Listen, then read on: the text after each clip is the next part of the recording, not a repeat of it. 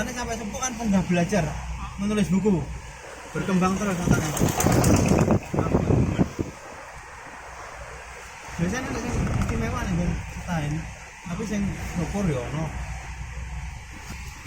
Desainnya Wajahnya penuh senyum. mana tahu nggak tahu kan. Kalau mengajar beliau selalu tersenyum Spiritualnya berarti kan sudah tidak karena kan dengan hatinya emosi. itu sudah menyatu dengan murid-murid. Iya. Di situ ada unsur spiritualis. Oh, kalau guru senyum di depan murid itu wis beda, stimulusnya wis benten. Beda, makanya guru itu sebenarnya harus murah senyum dengan murid. Iya. Murah senyum, kemudian artinya cenderung memiliki ta'aluk tarbiyah, ta'aluknya ngomong seperti anaknya sendiri. Kalau ini salah ya diingatkan, tapi hati tidak dengan berundel, nggak marah, nggak apa, karena selalu berbanding berbalik. Kalau seorang itu marah, itu akan diterima dengan kebalikannya juga marah juga sama, atau berbanding sama ya. Kalau ada penekanan atau ada apa istilahnya rangsangan orang lain marah kepada kita, hati kita itu nggak langsung menerima atau coba sama merasakan. Kalau dimarahi orang, hatimu itu ridho atau Ikut seketika itu? Ya seketika itu pengen juga marah, pengen membalas, pengen ya itu murid itu juga begitu. Kalau kita suka marah-marah, mereka juga memiliki kecenderungan tidak suka dengan kita. Ya bagaimana kalau mereka nggak suka dengan kita? Kita mau menanamkan sebuah pembelajaran ilmu, tentu nggak sampai.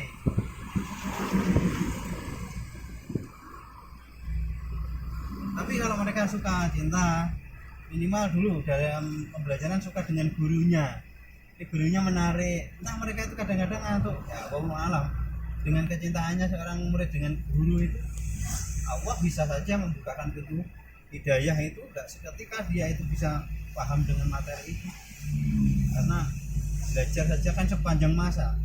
Kalau nggak paham sekarang kan mungkin ketika dia itu sudah dewasa, oh ternyata ini ya jawaban dari yang diajarkan guru saya dulu. Saya masih ingat dulu begini. Saya yakin ajaran Rasulullah begitu, kalau ngajar ya tidak dengan marah-marah, tidak dengan harus memarahi. Kalau nggak bisa terus dimarah-marah. Saya ingat dawuhnya Mbah Maimun juga dengan mengatakan kalau ngajar itu ya ngajar saja, jangan lantas kalau muridnya nggak bisa itu marah-marah. Itu nanti menghilangkan keikhlasan yang ngajar. Rohnya ilmu itu akan hilang ketika seorang guru itu mengajar sudah tidak dengan landasan ikhlas. Oke, kita itu memang di sekolah, di tempat lembaga itu kan dapat gaji ya, itu sebagai bentuk pekerjaan kita ya. Tapi di situ kita bisa memanfaatkan ketika kita bekerja, kita mengajar, itu dilandasi nilai-nilai ikhlas. Ikhlas itu bukan berarti gak butuh, itu gak, artinya sesuai dengan apa ya, tugas kita masing-masing ya. Kita melaksanakan tugas tupoksi guru ngajar, tapi hati ya dilatih lah belajar untuk ikhlas dengan apa yang kita lakukan agar menjadi sebuah ibadah. Tuh. Jadi bisa tidak ngejip pendapatan dari guru, ndak bisa juga. Kalau memang untuk cari pendapatan, penghasilan, bisa guru itu dari penghasilan yang lain, jadi tidak ya, terus semata-mata ya dari luar bisa banyak ya banyak apa kan bisa sambil jualan sambil apa kan bisa. Intinya ya biar tidak terlalu kotor aja. Kalau ini dibilang seperti apa ya, kita kerjakan juga mengharapkan gaji ya 1 bulan, tapi 9 bulanan gaji ya. Tapi Allah Maha tahu kok, hati kita itu ketika ngajar itu ikhlas dan tidaknya itu yang tahu Allah. Dan kita itu bisa mempelajarinya. Dilatih.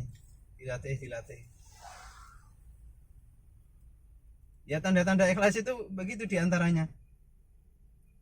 Ya selalu ridho dengan kondisi situasi yang saat itu dialami. Ketika murid bandel itu gak marah-marah, itu termasuk ridho itu.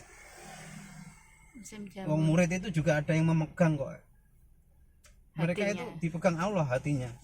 Iya kan? Iya. Hatinya yang megang siapa kita. Yang bikin pinter kok kita kan bukan. Kita cuma ngajar sesuai dengan profesionalitas kita, tugas-tugas kita yang sudah kita pegang masing-masing sebagai seorang guru. Kita cuma menyampaikan ilmu. Jadi makanya saya kalau ajar itu ya sesuai dengan apa yang saya bisa, sesuai dengan apa yang saya ketahui tentang ilmu itu, dan saya berusaha sesuai dengan profesionalitas seorang guru untuk mengajarkan ilmu sesuai dengan step-stepnya. Ada itu RPP yang harus dilaksanakan semampu saya yakin itu, dan berusaha untuk ikhlas, bukan mengatakan saya ikhlas, bukan, tetapi berusaha untuk belajar ikhlas. Kita nggak tahu ya, kita sendiri saja nggak tahu apa kita ikhlas atau bukan, karena tentu biasanya kalau orang ikhlas itu pasti nggak akan menyebut, nggak akan mengucapkan, nggak akan Saya mengatakan ikhlas. saya ikhlas, itu malah dicurigai itu, ketemu pirang perkara. Kalau saya ikhlas, kalau orang buang hajat itu seperti itu mungkin ya gambarannya. Kan ada orang buang hajat bilang saya buang hajat ini. Habis dibuang ya dia lega, kemudian tidak merasakan kehilangan, padahal dia sesuatu yang hilang dari dirinya. Mungkin seperti itulah gambaran yang agak jorok sudah, tapi itu ikhlas sekali. Malah kalau nggak keluar itu malah susah ya. Itu sakit. Itu penyakit.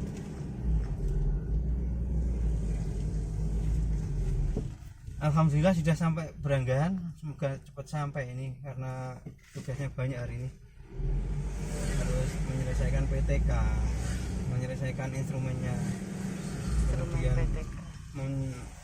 menyiapkan berkas-berkas untuk pemberkasan di Dapodik ya. Iya. Semoga saja bisa masuk ke Dapodik. Amin. Kalau Allah rubah nasibnya. Amin. Ya tidak apa itu istilahnya, bukan munafik kalau kita dalam satu proses itu kepingin kita itu selalu prosesnya semakin baik dan kita tetap berusaha, tapi tidak mewajibkan untuk harus selalu berhasil, karena kita cuma berusaha, ikhtiar dan kita harus tawakal. Semuanya Allah yang tentukan, dan kita selalu berdoa loh ya, jangan lupa berdoa. Nanti hasilnya itu akan senantiasa sejajar berbanding dengan usaha kita, biasanya begitu. Kita yakin, makanya doa kita dijawab ya.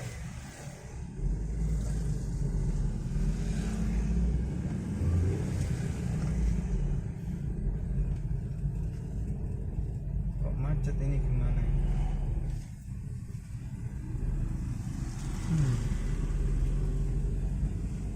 Nampaknya kok macet. Ya Allah. Kok gunungnya ada Ini dibetul. sampun. Ini ada sapi. Ternak sapi mungkin ya. Beranggan. Gado-gado ketoprak ayam goreng. Satu tempat yang sangat terkenal di daerah Beranggan, banyak soto-sotonya. Tapi setahu saya, ini ngomongin sekaliannya pembelajaran. Ini loh, soto Pak Beno ini, yang kiri jalan ini, barat jalan ya. Itu yang paling legendaris. Pertama kayaknya, yang paling lama. Kemudian Zaman dulu. bisa dilihat pelanggan yang mampir di situ itu mayoritas perharinya lebih banyak daripada yang lain, sehingga pengaruhnya persediaan yang disiapkan makanan-makanan itu cepat habis. Jadi kalau di situ biasanya cepat tutupnya, warung yang lain belum tutup, itu tutup, teman yang lain, warung-warung yang sekitarnya belum, habisnya cepat gitu loh ya, karena yang mampir banyak. Kalau dulu saya mampir di situ harganya 10.000 ya, tapi sekarang nggak tahu, per mangkok itu 10.000. Itu sudah dari zaman kerajaan dulu, katanya banyak pedagang yang istilahnya itu kan termasuk jalur dagang ya, dimana nanti kan banyak-banyak para dagang itu biasanya mampir untuk beli. Jadi Zaman sudah- apa ya? zaman kerajaan dulu. Zaman kerajaan. Iya, zaman Majapahit apa gitu loh. Sejarahnya gitu. Jadi memang dibuat kecil karena itu kan cuma untuk singgah, istilahnya apa ya? Wah, Mangkoknya kecil. tentang soto toh. Soto Branggan itu kan ceritanya seperti itu. Jadi memang menyediakan untuk para pedagang yang sekedar mampir itu. Kenapa ya mangkoknya kok kecil-kecil ya? Ya, biar apa? Habis itu biasanya sendoknya tengkurap. Jadi tambah sedikit lagi sini. Sendoknya kayak sendok dawet tapi ditengkurapkan sehingga isinya sedikit.